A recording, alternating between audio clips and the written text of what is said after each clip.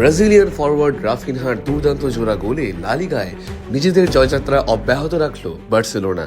শনিবার রাতে ঘরের মাঠ ক্যাম্প নুতে ওসাসুনাকে 2-0 গোলে হারিয়ে পয়েন্ট টেবিলের শীর্ষস্থান আরও সুসংহত করল হান্সি ফ্লিকের শিষ্যরা।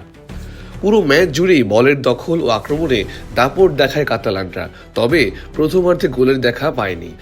একাধিক সুযোগ তৈরি করেও শেষ ফিনিশিংয়ের অভাবে গোলশূন্যভাবেই বিরতিতে যায় দুই দল।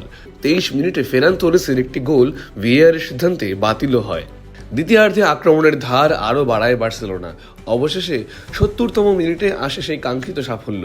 মাঝ মাঠ থেকে পেদ্রির অসাধারণ দৌড় ও নিখুঁত পাস খুঁজে নেয় রাফিনহাকে। বল নিয়ন্ত্রণে নিয়ে বক্সের ধার থেকে নেওয়া এই ব্রাজিলিয়ানের পাওয়ার শট জালে জড়িয়ে গেলে 1-0 গোলে এগিয়ে যায় বার্সা।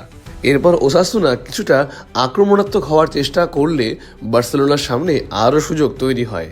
ম্যাচের 86 মিনিটে জয় নিশ্চিত করে সেই রাফিনহাই। সতীর্থ জুল কুন্দের একটি ক্রস প্রতিপক্ষ ডিফেন্ডারের পায়ে লেগে রাফিনহার সামনে চলে আসে, আর সহজ সুযোগ পেয়েই গোল করে নিজের জোড়া গোল পূরণ করেন তিনি। এই জয়ের ফলে লা লিগায় টানা 7 ম্যাচে অপরাজিত রইল বার্সেলোনা। 17 ম্যাচ শেষে বার্সেলোনার সংগ্রহ 43 পয়েন্ট, যা 16 ম্যাচ খেলে 36 পয়েন্ট নিয়ে দ্বিতীয় স্থানে থাকা চিরপ্রতিদ্বন্দ্বী রিয়াল মাদ্রিদের চেয়ে 7 পয়েন্ট বেশি। অন্যদিকে 16 ম্যাচে 15 পয়েন্ট নিয়ে ওসাসুনা রয়েছে তালিকার 16 নম্বরে। এই জয়ে শিরোপার দৌড়ে রিয়াল মাদ্রিদের ওপর চাপ আরও বাড়ালো শিরোপাধারীরা।